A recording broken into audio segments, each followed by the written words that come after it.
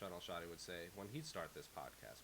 Of course, this is not Sean. This is the much more handsome and much more down-to-earth Jose Youngs here on another episode of the A-Side Live Chat on MMAfighting.com. Standing over here, or sitting over here, is Alex K. Lee, all the way in Toronto, my Canadian brethren. Basketball season has begun. I'm sure he's still riding high from that little ring he won a couple months ago that he famously called the exact amount of games it would be in. Get that off my screen. I never want to see it again. As a Celtics fan, I don't want to see that on my screen ever again. You've won so much. You've won so much. Stop it. No. You guys win everything. Yeah. What was that? Say it again. You guys win everything. Thank you. I'm glad someone finally accepts that we in New England are just superior athletes to everyone else in the world. But that is neither here nor there. Great segue, honestly, because we're going to talk UFC Boston. Great night of fights. Lot of things to talk about. But we'll get into that later. But first, Alex, it's been a minute since you've been on the show. How you been? I'm good, man. I'm just grinding away, helping to guide the good ship MMA fighting, as I often do. People know in the comments. I'm in the comments sometimes, so people say, I'm active with the community. That's what I do. Getting interviews here and there, and just working on my usual features, missed fists, fight predictions, fun freaking fights. I'm recording those. I'm all over the place, Jose. Well, I'm hoping our audio is good, because I've done everything I possibly can to make sure this audio is fantastic. We got a good mic. We got headphones. You got headphones. We met up early to get this squared away. So if it's staticky, I'm sorry. Don't know what to tell you. I tried my best. But apparently my audio is low. But my bars are skyrocketing right now. So let me adjust that. Nope, I'm as high as possibly. That sounded terrible. My audio levels are as high as they can go. So we're good. But we're going to hop right into it. Alex, we're going to talk a lot of fist fighting, or maybe some boxing. Maybe you want to give your take on why the Joker is terrible, too. I'm sure you have a lot of thoughts on the crystal debate from a couple weeks ago with me and Pizza Carol. That's people, honestly, after that episode, people were tweeting at me and Pizza about crystals. They were saying, we're going to send you crystals. We want you to wear our crystals. We want our crystals to be on the podcast. Who's going to be in New York? Because I'll drop off some crystals. I know you have a lot of thoughts as the resident crystal expert of MMAfighting.com. You can explain to me why pyrite is so good for positive energy. So I specifically brought you on to talk about the crystals. And if you don't talk about the crystals, our audience will be very disappointed. But we're going to move right along from Zaku Kokegi. And, of course, before I get into Zaku Kokegi's question, you can leave your question in the MMA Fighting comment section. And I'm getting audio, blah, blah, blah. I don't know because Alex is quite loud and I am quite low. I am sitting as close as I possibly can to the microphone. I apologize if it's low. I don't know what else to do. But, of course, you can leave your questions in the comment section. You can use tweet hashtag the ASAD on Twitter. I will get to Twitter. I've been getting there a lot. I've been doing a better job of getting tweets. But we're going to jump right into the Zukukuko Keikis because all of a sudden I'm being blown up by messages about my audio being low, and I don't know what to tell you. I'm like, my microphone is literally right here in front of me. My audio levels are in the yellow right now, so I apologize if this is whatever's happening. Zukukuko Keikis, go ahead. I was going to say, Jose, you cannot... Jose, you cannot be any louder to me. So please, anyone complaining about the audio, I'd stop complaining because he is blasting my ear, and his voice is already unbearable as it is, and at the levels that I'm getting it at, it is absolutely unpleasant. So people are saying it's all right. People are saying it's terrible. Don't know what to tell you. My audio levels are literally as high as possibly can. I'm about 3 inches away from the microphone. All right, get to the question. Get to the question. Jose Aldo slimming down for bantamweight debut. How about I just scream into the microphone? Do it. Yeah. Jose Aldo slimming down for bantamweight debut. What are your thoughts on this? Do you think this is the last hurrah to capture UFC gold? So yes, Alex, if you saw, our own Guillermo Cruz had a picture of Jose Aldo lifting a shirt, looking very slim, looking very trim, looking like he's cutting a lot of weight. Gave a great interview saying he basically wanted to fight Henry Cejudo, bantamweight champion. Said he was going to knee him in the head. Said it was going to be very difficult for Henry to take him down. But as we know, Jose Aldo's not looked great going to featherweight. I can't imagine it will be any different going to bantamweight, which is 10 pounds later. What are your thoughts on the picture everyone's talking about? What are your thoughts on Jose Aldo possibly going to bantamweight? The floor is yours. I'm going to mute myself and try to figure this audio situation out because I can't figure this out. I think you're fine. I think I imagine some people must be trolling us, right? People are trolling. But anyway, I don't want to talk about that. Okay, maybe we do have some issues. Anyway, Look, the picture was great. Okay, he's got a six pack. Okay, good for him. He's got the beach body going. Jose Aldo, fantastic. Maybe he's happier having slimmed down to supposedly within range of 135 pounds. But I just think this is a terrible idea. This is not. Do we not think that this is a bad idea? We know about the problems he's had cutting down to 145, and I'm not saying that with the proper dietary changes and like routine changes, training changes, you can change your body. There's absolutely a healthy way to change your body and get yourself closer to a certain weight range. So I'm not saying it's impossible, but I think in this short amount of time, I know he's been away for a while, but I think for fighters, the tax they put in their body already, I think it is really, really difficult. I think for a normal person to again slim down to a certain weight, normal, even like a non-athlete, I'm not a diet expert. I'm saying, but it's definitely easier for those of us in us civilians in our day-to-day lives to do this sort of thing. For a fighter to do that, to make that drop, and then again have to compete at this new weight class, I'm scared. I'm getting TJ Dillashaw flashbacks. I thought he looked. I thought TJ looked okay at flyweight, but I think it's hard to argue that his durability, his stamina, his ability to take a hit wasn't affected by that drop down. And I think Aldo's will as well. I never thought of him as a small featherweight. I know people have said, in comparison to maybe Conor and maybe Max Holloway, he looked small. I think they're just really big. I think he's like a normal sized and actually somewhat above average sized featherweight. So I don't doubt that he can make the weight. I just don't think he should. And I do agree with the premise of the question that, I think he is just kind of trying to take the fastest route to a UFC title shot, because he could easily get it with one win, or depending on what happens to Henry Cejudo, you could see them making interim or vacating the title and throwing Jose Aldo right in there. So business-wise, I understand the decision. Competitively, I'm very, very frightened for Jose Aldo. I know he's not a super old guy. He does have a lot of mileage on him, and just the thought of him competing with even more dehydration, I don't like it. I don't like it, Jose. All right, someone tell me if I sound okay. I literally bumped up my audio like through the roof. I'm literally holding my microphone in my hand now. All right, so now I feel like The Rock on WWE Raw. Someone tell me if I sound okay, because I'm gonna lose my mind if this is, because I don't know what the hell is going on. Anyway, Jose Aldo should not drop to bantamweight. I don't want to see it. He's looked like he's died cutting down to 145. He's needed the towel a few times. He said he's wanted to go up to 155, and now he wants to go to 135. I don't get it. I've listened to everything you said through the side of my ear while commenters were lighting me up, but I agree with everything you said. I apologize if I don't have a better answer, because people were calling me all kinds of mean names in the comment section because apparently I sound terrible. Yes, I am. My microphone is in my hand. People keep telling me to hold my microphone closer. It's literally right here. You can see it on the screen for people not listening. For people listening, not watching, you can hear it. I apologize. But Zakuko Kegi, Jose Aldo slimming down for bantamweight debut. I hate everything about it. I don't want Henry Cejudo to fight Jose Aldo. I want to see Jose Aldo fight at 145, 155. I want to see Henry Cejudo fight someone like Aljamain Sterling or Peter Yan. Dominic Cruz out there. He can fight Frank Edgar. Uriah Faber's out there too. Fight a 135, or better yet, don't even fight a 135. Or fight Joseph Benavidez. I don't want to see any other featherweights coming down to bantamweight. All right, we're gonna move on. I want to add. By the way, I want to add. Look, I have an amazing set of abs as well. That does not mean everyone's like, oh, he looks better because he has abs. My abs look fantastic, all right? And I'm not a great fighter. So just because Jose Aldo has abs and I have abs does not mean that that we should be encouraging this kind of dramatic weight loss. I just want to talk about my abs, Jose. Really, that was, if I'm being honest with you. And I don't apologize for it. I'm being lit up right now by text messages and messages about audio. So bear with me, people. This is driving me crazy. First it's about my hair, and now it's about my audio. I was in Boston, and someone goes, Jose, when you get your audio levels fixed? I'm just like, I hate you, sir. I'll fight you right now. But we're going to move on from LFMWA. People that keep lighting me up with these messages, I hear you, I see you. I'm trying my best. We're going to move on. Jose, keep the questions coming. What matters is that they can hear me. I think that's really true. The most important part of all this. So keep the questions coming. As long as people can hear the questions, then I think it's all good. And I'll keep bringing the noise as I do. So that is very true. As long as you can hear Alex and see Alex, that's all that matters. Maybe I'll sit off camera and just scream over into the microphone. That would be great. That would be perfect. Greg Hardy in the headlines. Inhaler and now Moscow from LFMWA.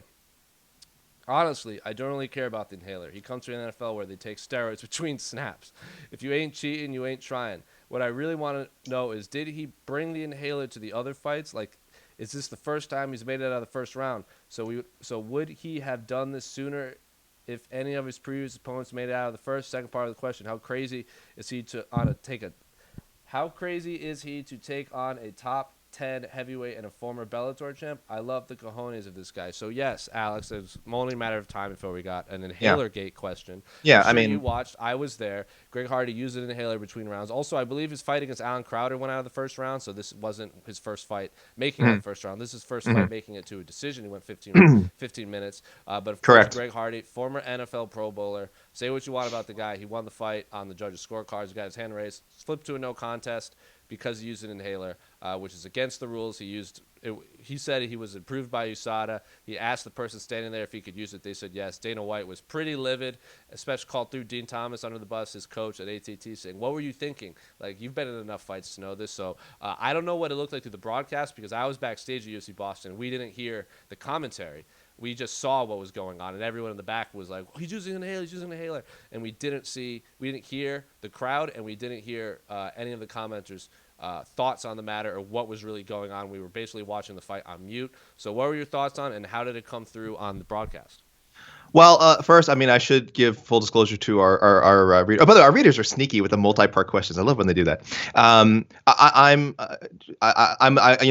We work in this business. We try to be as objective as possible. I'm personally not a fan of Greg Hardy. Yes, it's tied to, his controversies in the past. And I know people have all sorts of opinions on that, but I will say before I answer the question, personally, I'm not a fan of his. I just want to get that out of the way before I talk. But I will say, first, just to look at the question itself, do we think that he brought the inhaler to other fights? I would imagine so. Because again, he had it. So he had it on him in this one. He had it in his pocket. For people who didn't see the clip, he said, "Yeah, it's in my pocket." He probably did bring it to the other ones and just didn't need it. I also will say I agree with a lot of the sentiment that, of course, he is not the only one to blame. Our own Mike Chiappetta wrote an article over the weekend, which I thought was very well argued. The title, that's on all of us, maybe wasn't that great. But I mean, as far as the argument, I think Mike did a great job. And he was essentially saying, as easy it is to pile on Greg Hardy, because of all the stupid things he's done in the past, all the stupid things he probably will do, and the stupid thing he just did.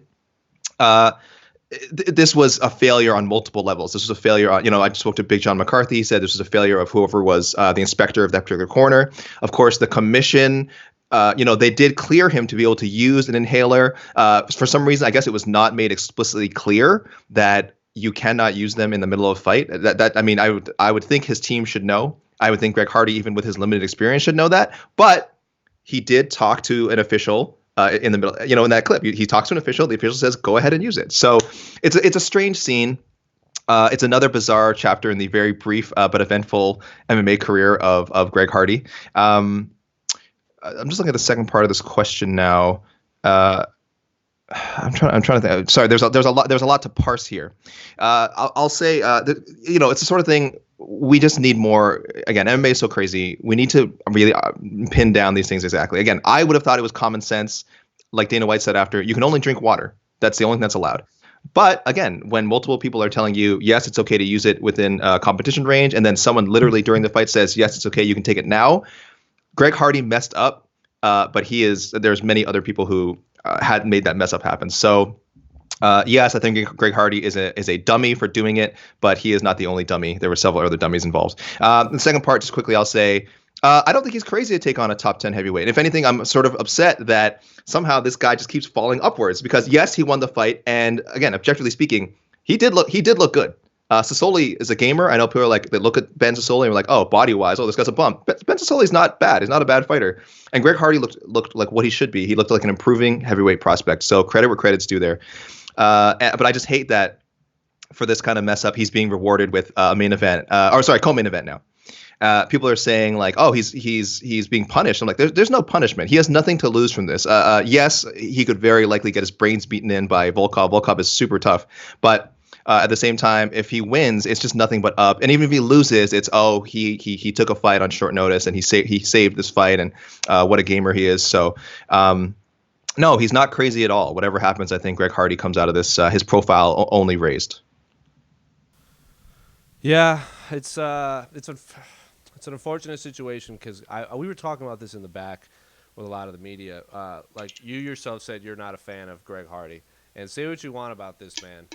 If it wasn't for what he is known for in his past, like we would be talking about this man as a legitimate heavyweight prospect, doing everything right, like going to ATT, taking some amateur fights, going on the Contender Series, going in, fighting guys on his level with the records that he needs to fight, finishing guys, and then fighting a guy going 15 rounds for the first time, and then it's an inhaler, so he has a no contest. He has a disqualification if people have forgotten in his first fight against Alan Crowder. He got that DQ for kneeing his opponent while he was down. So it's I don't want to say it's unfortunate, but it's just odd turn of events these last few fights for Greg Hardy. Because like with the Juan Adams fight, people still said it was a weird finish. Do you remember that fight? Like people were calling that an early stoppage. I thought the stoppage was fine. Then he had the no contest. He fought a guy who failed steroids. The second fight, the guy popped for steroids. Third fight, it was a weird finish. Then he got into the inhaler gate, and now he's fighting Alexander Volkov in Moscow in the co-main event. Former Bellator champ who has wins over Roy Nelson, beat Fabricio. He beat Fabricio Verdum if I'm remembering correctly. And he was like 2 minutes away from beating Derek Lewis at UFC 229. And then the very next fight, Derek Lewis fought Daniel Cormier for the heavyweight championship of the world. So for all we know, if Alexander Volkov beats Derek Lewis, he's fighting for the heavyweight championship of the world. And I don't know if you saw Francis Ngannou through what's going on right now. What is going on for people not watching? Alex, you're looking a little miffed right now. Your response was so disturbing, and I know we don't like to jump ahead, but since you're talking about, oh, you know what? Keep going. I'm sorry. There's a question about Hardy and Ngannou later. Spoilers for anyone who isn't looking at our live chat. But go on. Just the thought that you said of him fighting for the world title just keep blowing me up on my affected audio me. too. It's driving me crazy. Yeah, my audio is. Should I scream into the microphone, everyone? Good God, audio is too low. I don't know what to tell you. Good gravy. Jose Audio, new bantamweight champion of the world. Fine, you make me a belt, I'll wear it in the next UFC fight I go to. I'll have the Audio bantamweight championship of the world wrapped around my waist. Make it, send it to me. Anyway. Francis Ngannou tossed his name to fight Alexander Volkov too. I would have liked that fight a lot better. I don't know what Greg Hardy is doing. What is this? This is what his fifth fight in 2019, and he's what two? He has 2 wins, one DQ loss, and a no contest. Good gravy. Well, my audio is trash. I apologize. We're gonna keep rolling on. From this point on, I'm gonna read the questions and I'm gonna kick it over to Alex because apparently this is a nightmare. LMFWA, another question. True or false, Alex? So say what you want about this. Weidman leaves the UFC because he doesn't want to retire. I sadly, gosh, I saw that question earlier and it made me super sad. I do think he will leave the UFC to fight somewhere else. I know a lot of people would think Bellator, of course, as the joke. Oh, someone leaves the UFC and then they go to, Bellator is like a retirement home for some of these guys, blah, blah. I think it's more likely he goes overseas, either to maybe, it'd be crazy if he went to like a one championship, because then he theoretically could fight at 205 pounds against other actual 205 pounders. Not against, again, a guy the size like a Dominick Reyes. I just looking at that fight, I have to imagine he was giving up like 15 pounds to Dominick Reyes. So at least in principle, should he go over to like a one championship and move up to 205, he would be fighting other people around his size without having to do this weight cut, which I spoke to Coach Ray Longo, said maybe had played a factor in his decline.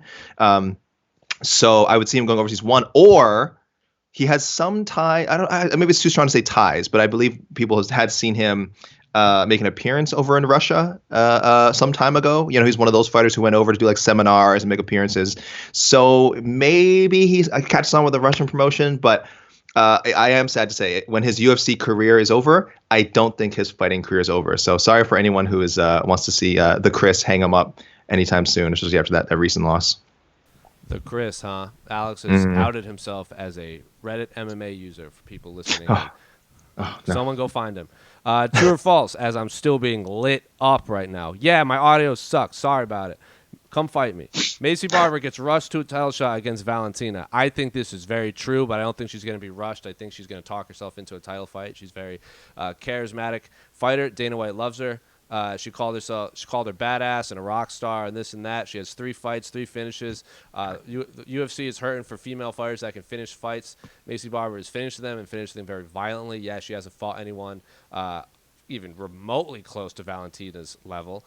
There's like the Liz Carmouches of the world, the Callan Chukagins, the Joanne Calderwoods, all at 125. You have to obviously I'd like to see her fight someone like that. Even Andrea Lee is coming off a loss to Joanne Calderwood. But what are your thoughts on Macie Barber's victory? We're going to use this as, yes, answer the true or false question, but any thoughts you have on Macie Barber's big win in Boston this past weekend? Yeah, I mean, I think it's definitely true, though I kind of say the word rushed is kind of, I don't know if I agree with that phrasing. For one thing, the division is so thin. That's really the issue. It's so if she does get a shot, it's really not that she's rushed. It's that, let's say, after that win, she improved to what, 8-0? Sorry, 7-0, 8-0?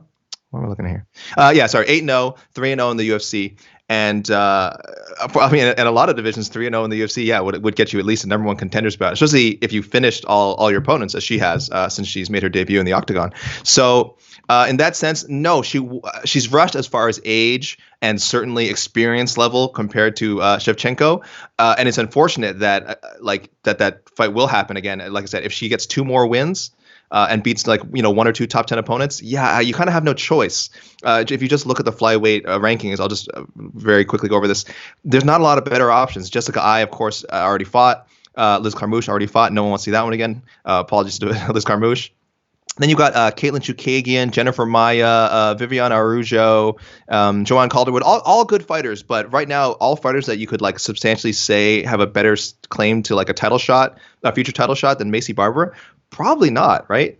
So the other thing I like that Macie did was Jose, how did you feel about the Paige Vanzant call out?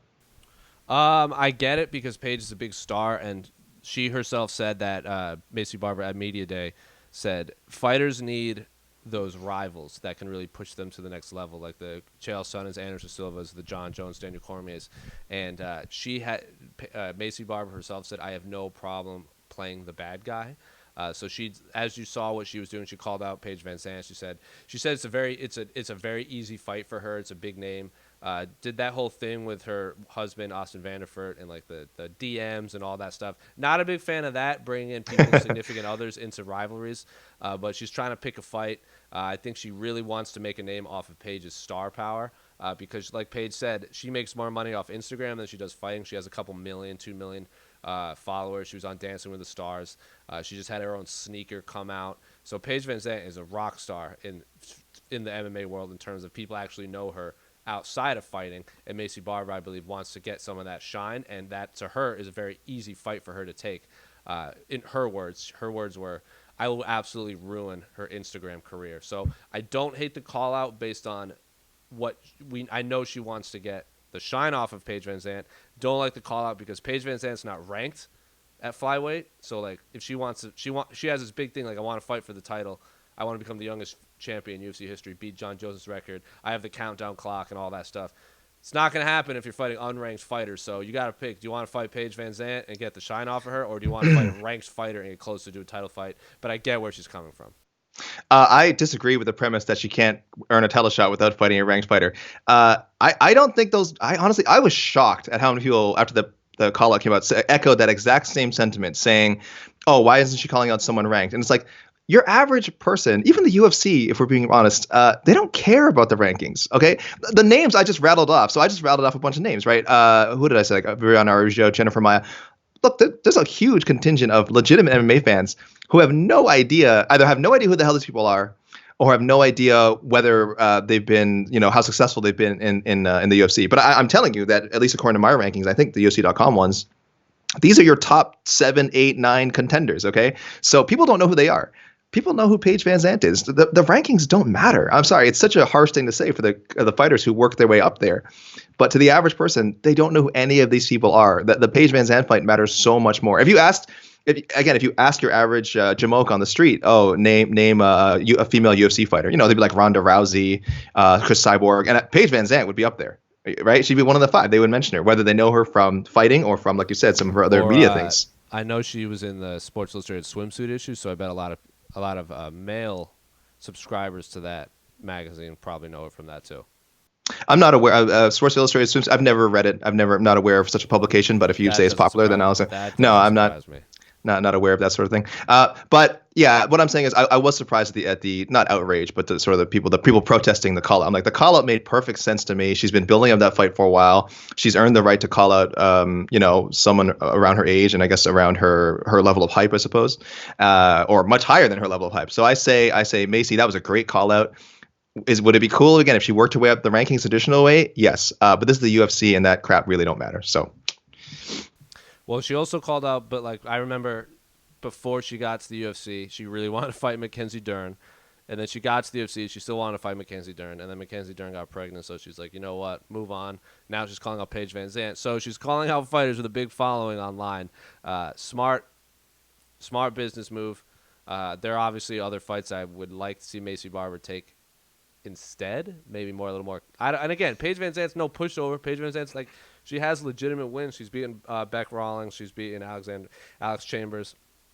She's beaten legitimate fighters. She just come up short to like Michelle Waterson and Rose Namajunas, who Michelle Waterson just fought Joanna Jędrzejczyk for 5 rounds, and Rose Namajunas, former champion, and then she broke her arm against Jessie Jess. So her losses were to great fighters, or she got injured, and her wins were and she had, what was that switch kick against Beck Rawlings is a very impressive finish. So it's not like she's a good fighter. Like, that's a great fight. I just, again, if she wants to fight ranked fighters to get her close to a title fight, by all means. But Macie Barber versus Paige Vanzant makes a lot of sense, maybe for a fight night headliner. Who knows? Now that I think about it, Macie Barber in a headlining fight after 3 fights. Do you think that's a good idea? Yes, if it's against Paige Vanzant and some bum F fight night card, yeah, friggin' go for it. Look, sorry, I just saw a comment below, kind of responding to our answer. And I'll just say this: MMA fans, stop living in a bubble. All right, I get it. I know. Look, you are smart. You're an MMA fan. You're smart. No one's challenging that. Okay, so you know, Paige Vanzant would probably get beaten up by Macie Barber and is not a high-ranking fighter anymore. Most people don't know that, and it doesn't matter. The people they're trying to sell to don't know that. So I'm sorry. The fight very, very likely will happen.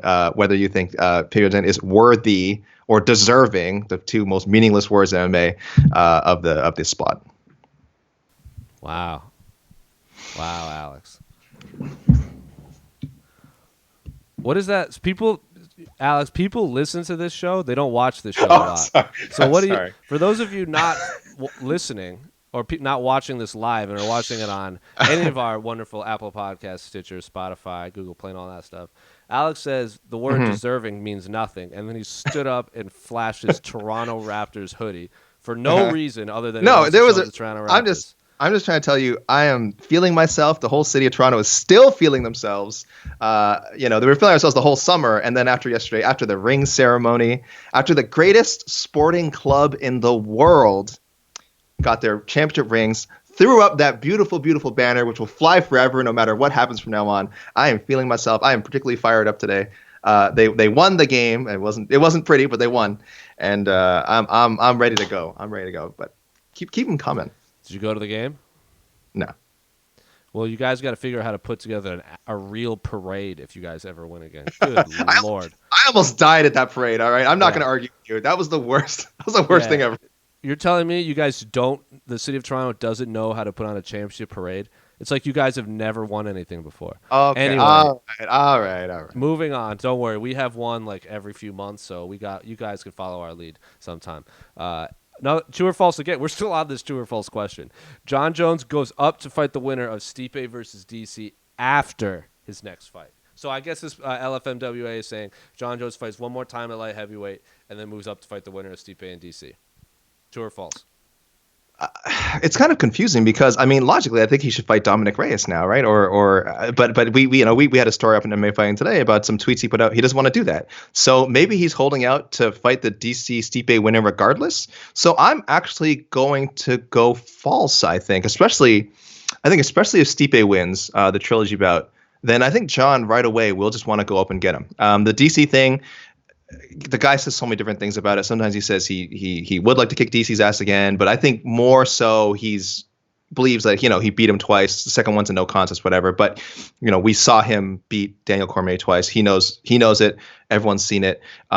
He said he does. If he's going to go up to heavyweight, I think he said multiple. I don't think he's ever said once that he cares to go up to heavyweight to fight Daniel Cormier.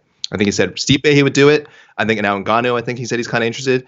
DC, no, he's just not going to fight at heavyweight unless the money's right, like way super right. So I'm going to say false. I'm saying he will fight. He will take that fight. It just might happen sooner than people expect. Yeah, I don't think he's fighting Daniel Cormier ever again, solely because Daniel Cormier said his next fight against Stipe is the last fight of his career anyway. So say Daniel Cormier does win, I still think he's going to retire, regardless of whether Jon Jones' fight is there or not. He said he was going to retire last March when he turned 40, and then we saw him take another fight, lose, and now he wants to fight one more time and then call it a career. Daniel Cormier deserved that. I know you say you don't like the word deserve, but if there's anyone in the UFC that can just call it a career after winning a championship, I'd say it's Daniel Cormier. Jon Jones should fight Dominick Reyes next, but of course you have the winner of Johnny Walker and Corey Anderson coming up. Corey Anderson ran at Jon Jones at an autograph signing in New York. Johnny Walker's he's as tall as Jon Jones. He's flashy. He's good character. I know people really want that fight, but I think it really depends on how that fight plays out. Because Dominick Reyes the whole time was like, I don't care about Johnny Walker and Corey Anderson because I'm going to win faster, and he knocked out Chris Weidman in one round. Unranked fighter coming up from middleweight, but Chris Weidman is still a household name. You don't like to use deserving or earn a title shot because of ranking and stuff like that. But Dominick Reyes has to fight Jon Jones next, in my opinion. When it happens, I don't know, but I do think if Stipe wins, Jon Jones could move up. He did say the winner. I mean, he sees an eventual throwdown with Francis Ngannou down the road, but Jon Jones is going to have to bulk up a lot if he's going to want to go to the heavyweight division. I don't know. I like to see him fight. I like to see him clear out the division a little bit more because you're getting – and then – okay, so I talked about this after the Boston card. Everyone keeps talking about Dominick Reyes and Johnny Walker, Corey Anderson, and they keep forgetting there's a main event coming up at UFC Sao Paulo between Jacare Souza and Jan Blachowicz. I thought Jan Blachowicz was going to fight Jon Jones before, and then all of a sudden he took the Jacare Souza fight. And I'm like, y'all are sleeping on that fight because say Jacare Souza goes out there and looks uber impressive. Maybe he throws his name into the title picture. Maybe Jan Blachowicz goes and just starches another middleweight like he did against Luke Rockhold. Or like maybe a middleweight does what Thiago Santos did to him. And then Jacare Souza fights for the title. So it seems like Jan Blachowicz has been circling around this title picture for a long time. Obviously, he's not the biggest name of the three Dominick Reyes. Of the big four, like Dominick Reyes, Corey Anderson, Johnny Walker, Jan Blachowicz, I feel like Jan Blachowicz is the least known among fans, but people are sleeping on that fight. People aren't bringing that up enough. Even the UFC PR, after the press conference ended, someone was like, y'all are sleeping on Jan Blachowicz right now. And everyone's like, oh, I forgot that fight is even happening. Super bummer that people forgot that, but I want to remind our listeners that fight has to happen too. You know who could do a good job of helping to build up the names in the light heavyweight division? Friggin' Jon Jones. Stop talking light heavyweights down and saying, "Oh, I'm not interested in fighting this guy." I'm like, you may get booked against these guys at some point, and good luck selling the fight. Then I issued a fiery tweet this morning, Jose. I'm saying, hey, did you? I did. I'm sure you saw it. Everybody saw it. It went viral. Whatever, it's trending. And I just said, look, Jon, you can't talk like basic pro wrestling 101. You can make jokes about your opponents. You can say you're going to beat your opponents. The last thing you do is start saying oh, this guy's unworthy or this guy'll be easy to beat. And I know he's not the only one that does it. This is a very common MMA thing. But it's such a stupid thing to do. He very likely could fight Dominick Reyes next. Start building him up now. Don't you want to get people to watch your fights? I don't understand this mentality. And like you said, Jan Blachowicz, Jacare Souza, why isn't he talking about them? Why is again, it's not his job to be UFC PR. But look, the biggest stars in MMA did a good job of talking up their opponents. And George St. Pierre, one of the biggest draws, he never talked down his opponents. Dan Hardy, who used to make fun of that matchup, and he would all he said up the fight is how dangerous Dan Hardy was. That one punch knockout power. Jon Jones, work on selling your fights, man. Build this division up. Come on now. People are also forgetting that Alexander Ratchik has a fight coming up too. Yes, he's very good. Volkan Ozdemir, if I'm not mistaken. And then Glover Teixeira is still out there doing his thing. I know Jon Jones has already fought and beat him, but light heavyweight division is not as empty as people keep saying. It's very exciting, and for Jon Jones to say, "Oh, there's no big names. I want a super fight, this and that," I'm like, shut up. Just fight a light heavyweight. So stop trying to pick off middleweights right now. But that's a conversation for another time. True or false? Conor fights the loser of Diaz Masvidal next, assuming he doesn't go to jail. I'm gonna say false because I think he fights the winner. Well, I mean, the thing is, for me, I think it's Diaz no matter what. So true if Diaz, true if it's Diaz who loses. False if it's Diaz who wins, because then he'll fight the winner of the Diaz Masvidal fight. So yeah, I agree with you. I think he's gonna fight the winner. I think Yeah. Masvidal, whoever wins between Oh. Masvidal and Nate is going to be a massive Oh, star, okay. especially Okay. if because like The Rock's gonna be there, gonna have the BMF Hmm. title. I don't know if you saw, but Conor did like a press conference like somewhere in like I can't remember if it was like the Ukraine or It just happened in the Ukraine. Yeah. yeah, that's what it was. He's like, I designed the BMF title like that. I'm like, Yes. dude, and to all the fans' credit for the first time. Usually there's like one or two fans that are like, yeah, Conor definitely did that. People are just like, shut up, man. Like, you didn't have anything to do with this BMF title, and you're trying to attach your name to it to get that shine and keep your name to the headline. While he was wearing like bright yellow MMA gloves too. Real weird scene. But the winner of that is going to be an absolute megastar because The Rock is going to put the BMF title around their waist. The Rock is like the most well-known figure in entertainment on planet Earth, I would say. So play that clip a few times. Say Masvidal knocks out Nate Diaz. Then you have The Rock putting the belt around his waist. And then all of a sudden, Conor McGregor's like, I want to fight Jorge Masvidal. And Jorge Masvidal's like, all right, I'll mess you up too. So why not? Like, I think the winner is going to fight Conor no matter what. That's just my opinion. I think only Diaz. I think that Diaz trilogy is still going to happen. I've been saying this forever, so I guess we have to sticking to that. But yeah, I think win or lose, it's Diaz. Yeah, I mean, I want that third fight no matter what too. And then Masvidal does have his history. Like, say Masvidal and Colby Covington wins. There's that history right there.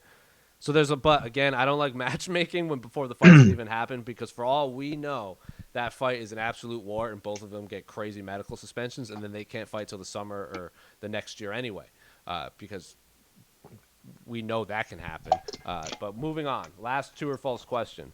Hardy versus Ngannou happens in late 2020.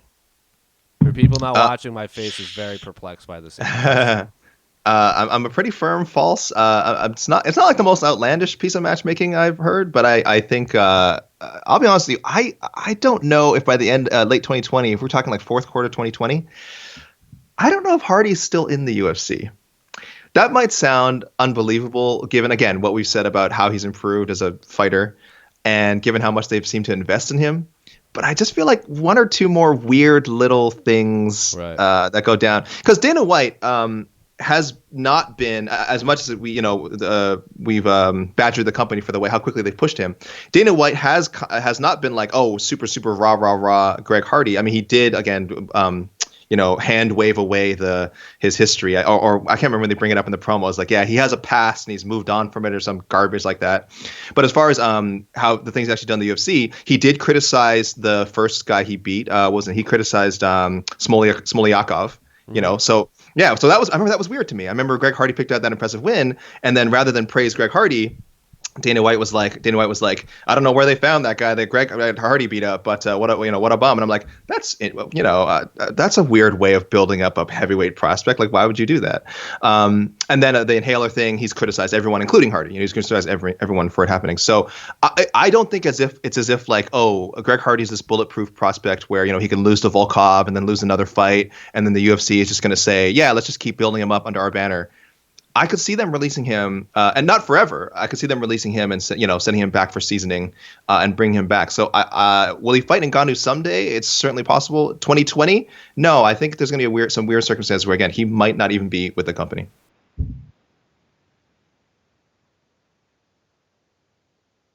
Oh.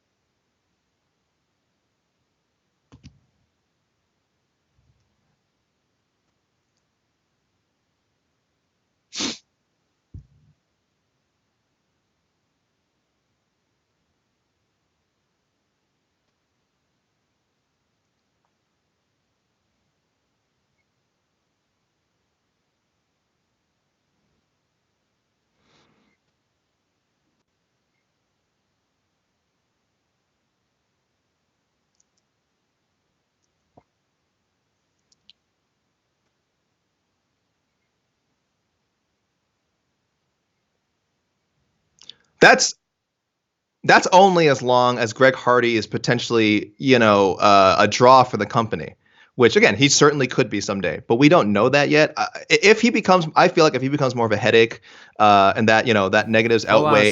Hold on a Right? second. Apparently, my microphone became unplugged, and I plugged it back in. No one can even hear. No one even heard my fun rant.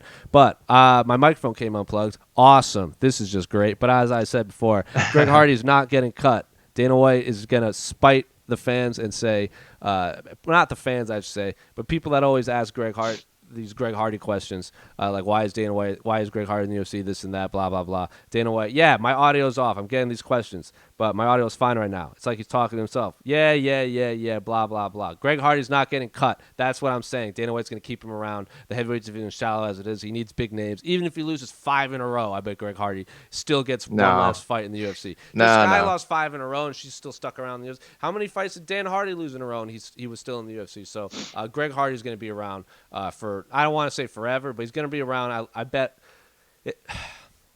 Again, I don't know if he's going to get cut. I don't think he'll get cut. I think he will fight Francis someday, just not now.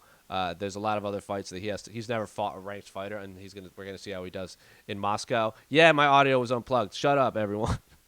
I'm getting real fed up with this chat right now. But no, Greg Hardy's not being cut to counter Alex. That he gets a longer leash than Kimbo Slice did makes me upset. That makes me legitimately upset. Yeah. Kimbo got, I think Kimbo got 2 fights. He won the first one. It was ugly. And then he lost, I think, Mitrione or something like that. Yeah. Well, and then that was it. He got cut. Well, he was on the Ultimate Fighter. He lost to Roy Nelson, and then he beat Houston Alexander, and then he lost to Matt Mitrione. And I believe he retired from MMA after that for a while, and then came back and fought. They did boxing for a minute, and then he went and did those Bellator fights against the Ken Shamrocks and the Dada 5000s of the world. My goodness. Poor Jose. Nah, man. We're good. My microphone became unplugged for a hot minute. And now moving on. We've talked about Greg Hardy so much, but I knew we would.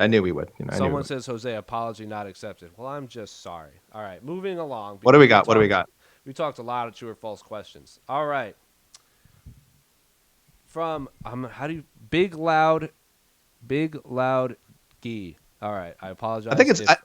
I would say Big Luigi, like Luigi, but Luigi. All right. Or maybe you're right. Big Loud. Anyway, we're gonna go with that. Bantamweight. Gents, please straighten up the bantamweight division for us. So, yes, we talked a little bit about it before when José Aldo was teasing him going down to bantamweight to challenge Henry Cejudo for the bantamweight championship of the world. Neither of us really were fond of that, especially because I want Henry Cejudo to fight one more time at flyweight against Joseph Benavidez before he goes to bantamweight permanently. But there's a lot of things happening in the bantamweight world, the 135-pound division. Frankie Edgar is now part of that division. Dominick Reyes is coming back eventually. Cody Garbrandt says he wants to come back by March. Aljamain Sterling had surgery. Peter Yan is out there. Uriah Faber came out of retirement. So Marlon Moraes is still out there. He needs a fight.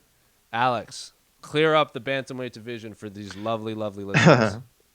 First of all, I didn't like this question. Do you know why, Jose? Because, I saw this question, and it made me think, which I don't like doing, and 2, it made me do research, which I don't like doing. So, Big Luigi or Big Loud IGI, whatever your name is, shame on you for asking a compelling question, a compelling open-ended question, and making me work.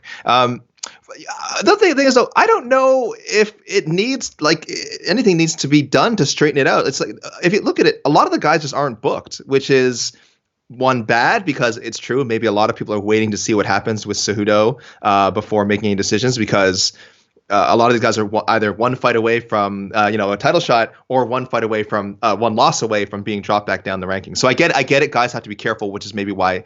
We talked about some of the names that haven't been booked here, so I'll just run quick. Pedro Munoz, Cody Garbrandt,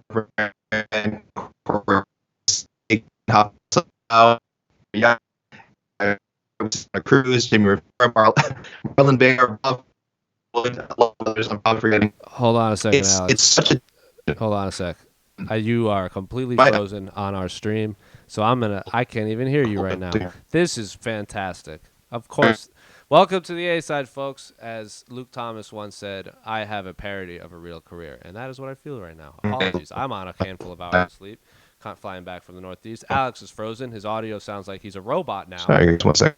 Oh, my goodness. I'm going to mute him for you fine folks, because he is on another planet right now. But I'm gonna say this: Marlon Moraes wants to fight Jose Aldo. I hate it. I don't want anything. I don't. I've said it enough times. Jose Aldo should never fight, should never go back down to bantamweight. Alex is still frozen. For,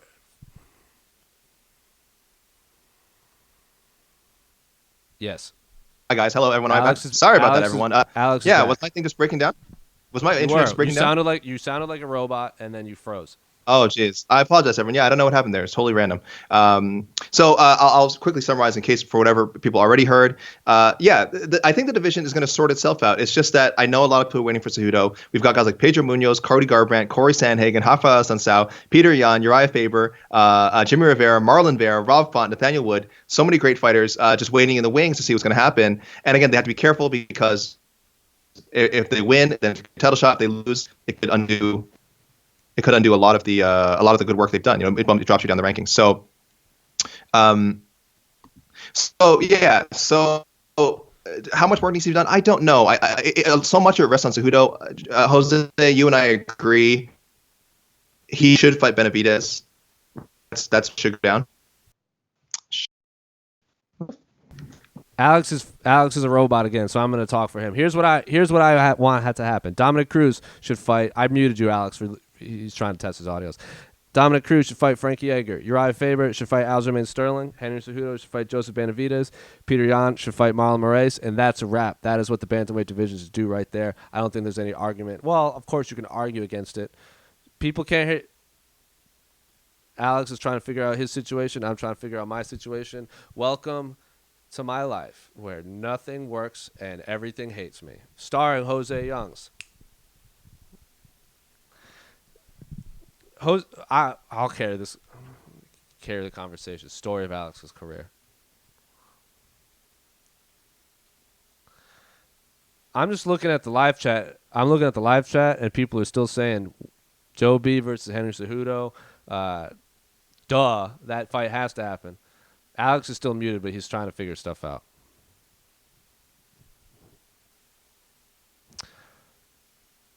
People can't hear you, Alex. I'm just going to talk. You figure your situation out. I'm going to move on to the next thing. From ArtLoVic, longtime commenter. Hi, guys. It seems MMA these days is dominated by news that has nothing to do with fights or related to fights in a negative way. Inhalers, injuries, criminal investigations, championship fights not being made. So I wonder, what MMA thing are you most excited about right now, and what is the most frustrating for you as fans? Thanks. So I have a lot of thoughts on this, and I was really hoping I was going to get to talk about it on this fight card. I cannot wait. I cannot wait for the Korean Zombie versus Brian Ortega. I looked back on my Twitter timeline, and I tweeted that I wanted Brian Ortega versus Korean Zombie in 2015. We're almost at 2020, and they're fighting. Well, they're going to fight at the end of 2019 now. I cannot wait. My body is ready. I've been waiting for this fight for 4 years, and it's finally happening. So if everything in my life falls apart, if this audio falls apart, if a spaceship is coming to crash into my apartment, if my house catches on fire, don't care. As long as I get to watch Brian Ortega and the Korean Zombie fight for 5 rounds in I think it's in Busan. Shout out to Train in Busan. Great horror movie. Fantastic zombie movie. It's on Netflix. Check it out. But the last time I felt this way is when Max Holloway fought Charles Oliveira, when they were both these young featherweights on these long win streaks, and then they fought, and then the fight was like 30 seconds, and Charles Oliveira like hurt his shoulder or something, or his chest, and had to come out of the fight. I was heartbroken. That fight card was not good, and the whole time I was saying, you know what? We're getting Max Holloway versus Charles Oliveira. As long as I get that, this fight card will be worth it. And then that happened. I'm having flashbacks of this. If something terrible happens and the Korean Zombie versus Brian Ortega doesn't happen, the audio issues are not going to be the worst thing in my life. That will be the worst thing in my life. Alex seems to be back. Alex, I don't know if you heard the question. So what... You can share your opinion. Of course, no one on planet Earth cares more deeply about the Korean Zombie versus Brian Ortega as I do. You can pretend you do, but what one thing in MMA are you most excited for right now? I am so hopeful now that nothing happens to this fight. Your reliance on that fight for your future happiness painted a really grim picture of what's going on with you, Jose. We can talk later. You can call me anytime. You can call. I'm available. You don't want to see into my brain. It's not a fun place. I've looked into your eyes before, and I'll be honest with you. It chilled me. There was an absence. It was truly haunting. Blood so cold, I give Dracula brain freeze, as someone once told me. Anyway, carry on. What am I excited about? UFC, whatever. UFC's great. Of course, a ton of great fights coming up. Zombie Ortega, whatever. Look, I think what we all really need to be excited about is Combate Americas. All right, putting up Tito Ortiz against Alberto El Patron.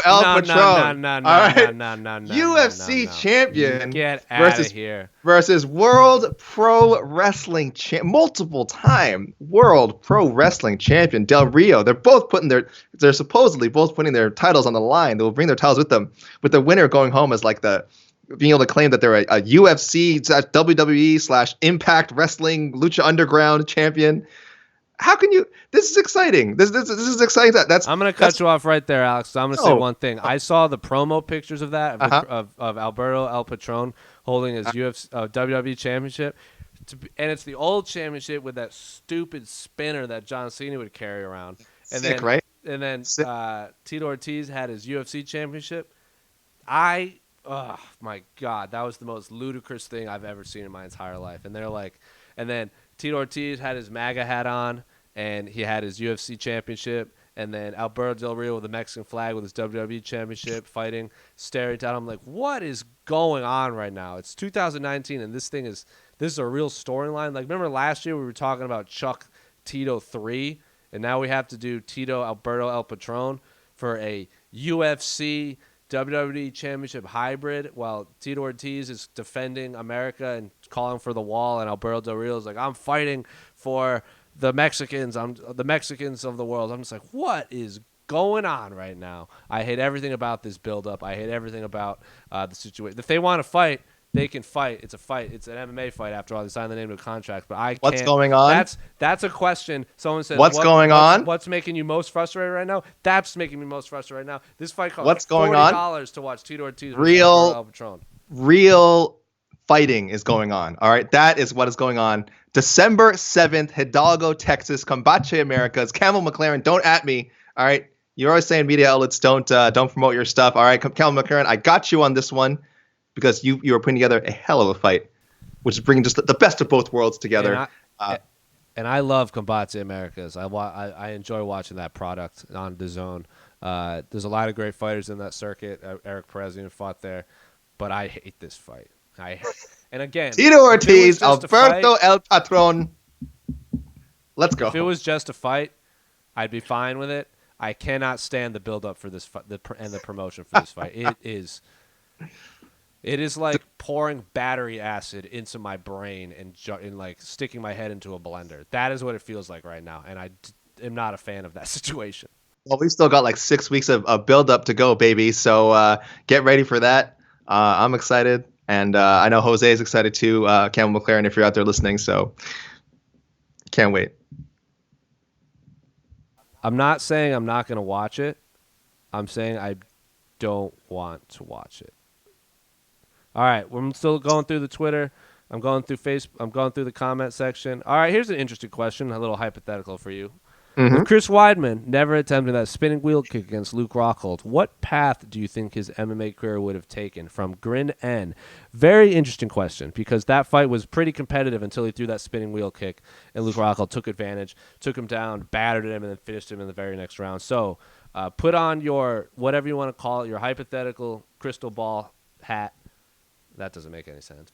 Take out your crystal ball, look into the past, and find this alternate timeline, as the Avengers would say, this future that doesn't exist. If Chris Weidman never threw that spinning wheel kick, how does his career play out? This has to go up there with like the, what if Rafael dos Anjos hadn't gotten injured and if he fought Conor McGregor and other kind of hypothetical. I'm sorry, there's other hypotheticals, but that's certainly one that comes to mind. As far as like this wouldn't have had as many ripple effects like that. The the dos Anjos Conor McGregor thing, that ended up affecting like the entire UFC and maybe our sport as we know it. Somehow ended up with him boxing Floyd Mayweather. The Weidman thing, of course, probably has more effect on him. The middleweight division, Luke Rockhold's career. So I don't know. It's hard for me to say. I don't want to. It's so there's no way to say. Oh, one that he was guaranteed to win that fight if that hadn't happened. Yes, he was doing very well. I think a lot of people would have said he was up on the scorecards heading into that round before that happened. He was finished, but also he still could have lost that fight. Luke Rockhold's a finisher. That might not have gone to decision. And also, if you look at it, it's not as if the other tricky thing is it's not as if Chris Weidman's level of competition would have been that different after. Like he still would have fought like the Musasis and the Yoel Romeros. And I don't think those fights would have gone that differently. I think those things probably revealed certain deficiencies in Chris Weidman's game. And again, it's no shame to lose to Musasi or to lose to Yoel Romero. So I got to give the boring answer and say, hey, maybe he logs that title defense, and then maybe he ends up losing the title to a Romero or Musasi or someone else. I guess that's the big thing that would change is I don't see if Michael Bisping ever gets a title shot. That might be or a title reign. That might be the weird thing that changes. Interesting. And then we never have George St. Pierre versus Michael Bisping and UFC 217. Yeah, there's a lot of things that could have happened because he might not have even won that fight. Chris Weidman, that fight was competitive, but Luke Rockhold still could have won. Maybe Luke Rockhold does win, and then he doesn't fight Michael Bisping right away. Maybe he gets a longer title reign. It's a weird thing to think about. Real weird thing to think about. Maybe he fights in New York and actually wins. I know he's really superstitious about fighting in New York. All right, looking at the questions. We've answered a lot of these questions, a lot of the same questions on Twitter. We're going to wrap this up a little early because apparently I can't put together a good episode of the A-Side without something happening. But Alex, you have a lot of thoughts and opinions. You're a man of thoughts and opinions. So tell it how it is. You have the floor. What is your promo for this episode of the A-Side? I know you were really, really excited to talk about crystals before we got on. This last episode, Pete Carroll and I talked more about crystals than I have in my entire life, to the point where, like I said, people are offering to send me crystals. So send them my way. Alex, why is pyrite the best crystal? All right. I wasn't going to touch upon this stupid crystal thing, but I'll humor you. No, look. You're the host of the show. Oh, Pete Carroll brought it up, so I guess we all got to talk about it because Pete Carroll's so cool. I'll talk. I'll say this to talk about a broader thing, as I always like to do. Okay, look. Obviously, I think the crystals thing is insane, but I'll say, look. Whatever you need to do, life is hard. Okay, whatever you need to do, whatever you need to believe in to get yourself through the day, I encourage it. Now, you don't want to be deluded. You don't want to do anything that's dangerous to yourself or dangerous to other people. And certainly there should be a limit on these things. I know people spend we're talking about crystals that people send and like just keep in their rooms, right? I don't watch the show. And I definitely don't listen to Pete Carroll. So I assume that's what the discussion was about, these crystals that people buy and like, oh, this is you put it in their corner of your room. To tell you how it is, and again, we've talked about crystals a lot these last few episodes. Do it. Go. After Jared Cannonier beat Jack Hermanson, he was on the ESPN broadcast, and he had a crystal around his neck. And if you look at his Instagram, he carries crystals around. And we were talking about Jared Cannonier's prospects in the middleweight division, and I said I would love Jared Cannonier, the champion of crystals, to fight Israel Adesanya, the best representative of anime right now in mixed martial arts. Yeah. Just two of the strangest hobbies or not even hobbies, two of the strangest lifestyles that we have are both in the middleweight division, and I think that would just be a really, really fascinating build-up. That's where that came from. But back to the crystal talk. Yeah, well, I think Cannonier also says something to the effect of after he won that he's like the master of the universe or something, which really made me question almost like in a Matrix-like way. And I'm like, whoa, have I been living in Jared Cannonier's universe this whole time? Is he a benign ruler? Would I even know if he was? And then it was a whole trip. And then, so I passed out, I think. And then like 4 hours later, I was fine. But just to create go on a broader rant, because I actually had rants prepared for the whole like Jon Jones learn pro wrestling thing and the rankings don't matter Macie Barber thing, but it was kind of covered in the questions we answered. So I'll just say, whatever you have to do to make yourself feel better and get through the day, whether it be like José drinking 12 cups of coffee a day. Sir, I am on decaf now and I'm miserable. What? This is you on actually, okay, that explains that. Did you not watch the UFC Boston official weigh-in live stream where I talked about my disdain for this dirty water that is decaf coffee and how it does nothing for my psyche? Yeah, I'm drinking it anyway. This Yeah, explains a that's lot. my This life. explains a lot. And as I said, do what you can that isn't detrimental to your health, because that coffee probably was going to get you eventually, Jose. So yeah, everyone out there, yeah, whatever you got to do. Look, we all have silly superstitions, we all have silly habits and things that we need to get ourselves through the day. And I don't like think people should feel embarrassed about them. Like I said, some are more costly than others. I think this crystal thing, I know it's costing people a lot of money, and I don't want to call it a scam. But as long as you're not being taken advantage of, and everything in moderation, then I say go for it. If you need a crystal, if you got a crystal around your neck and you're Jared Cannonier, and you become the UFC middleweight champion someday, and it's because of pyrite or talc. Is talc a crystal? It's a mineral or something. Whatever it is. Look, I'm not going to argue with you. Okay, I can't disprove that crystal is not responsible for your success. I don't think it is, but again, I'm not Jared Cannonier. This isn't my universe, and I can't tell him what to do. So too long, didn't listen. Everyone send me all the crystals, and I'll send them to Pizza and Alex, who are non-believers in the magical crystal thing. But anyway, what is your actual rant for the mixed martial arts world? Are we going to call it a day on Pyre? All right, there's your rant. That was it. Alexander K. Lee is a non-believer. To everyone watching this, doesn't believe in the power of positivity. I'm showing for the audio people. I'm showing the Raptors jersey again for the people on audio. Just imagine it. It's majestic. It's majestic. You know who I bet loves crystals? Kawhi Leonard. Yeah, and I love him. You're not going to get me with that. I love Kawhi Leonard. Sure. He's family. My rant is Jeremy Stephens versus Yair Rodriguez should have been the main event of UFC Boston. All week leading in Boston, I was speaking with fans. I was at the open workouts, pretty good turnout at Peter Wells' gym. They ran it along, actually, fun story. Like the pro team or the amateur team's class actually started while Joe Lozon was doing his scrum because we ran a little long. So if you watch that video, you just hear like pop, pop, pop in the background of Joe Lozon's questions. And shout out to Joe Lozon, brought out Randy Costa. His teammate, or not even teammate, like he coaches Randy Costa, so he brought him out for the open workout and let him do a scrum. Yair Rodriguez, Jeremy Stephens should have been the main event. Fans were really, really hyped for that fight. More people asked me about that fight than Dominick Reyes versus Chris Weidman. That fight against Stephens versus Yair was so fun to watch, and it was only 3 rounds. And after that 3rd round, I really desperately wanted 2 more rounds like we were going to get in Mexico. The crowd was really into that fight. It was back and forth. It was really like you thought both fighters were in trouble at one point. And then after that fight, I go, that was a good fight. I wish it was 5 rounds. But then we saw how Weidman versus Reyes went. I only went like a couple minutes. I really wish I really wish Yair Rodriguez and Jeremy Stephens was the main event of UFC Boston. Even Dana White himself said that his biggest disappointment was he didn't make that the main event, especially because they were booked to fight 5 rounds at altitude in hostile territory. Why not put them in 5 rounds at sea level in the birthplace of America, as the city of Boston calls itself? But that is my rant. Hold on, I gotta 2 things. I gotta respond to that with 2 things. I'll be short. UFC has got to start booking non-main event 5-rounders. There's no rule book that says oh, it has to be a title fight or a main event. That's an unwritten UFC rule.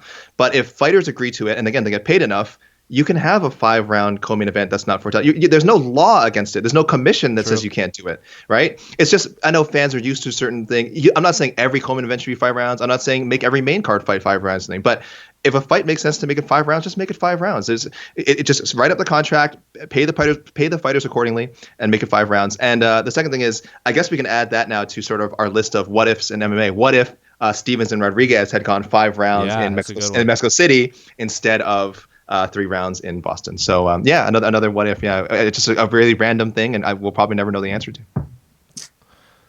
Part of me wants to believe that they'll run it back eventually, but not anytime soon. Okay. Yair Rodriguez should fight the winner of Zabit and Kattar. I think that's a really fun fight. I don't know who Jeremy Stephens maybe fight the loser, or maybe the loser of Brian Ortega, Korean Zombie. Featherweight division is awesome right now. It's absolutely awesome. The great champion. We have Volkanovski and Max Holloway coming up, and there's that fight.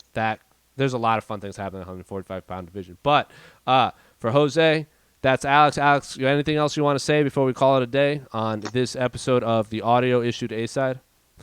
I love you, Jose, and I love everybody watching and listening.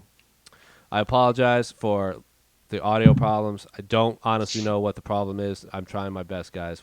I promise I will be in New York City next week for UFC I think it's next week. I saw a blur to me. UFC 244. I'll be in New York with Esther, Casey, and Danny Segura. So we'll have a live episode of the A Side. And if there are audio Dream problems, team. you can't yell at me if there's audio issues because I'm only gonna sit down and answer questions. After that, you can yell at me and send me evil crystal spells all you want. But for Jose, this is Alex. This is the A Side live chat. Stick around at MMAfighting.com. We have all kinds of fun things. I believe Danny Segura is at the Bellator Media Day today, so we're gonna have all kinds of fun things. But for Jose, that's Alex. We're out.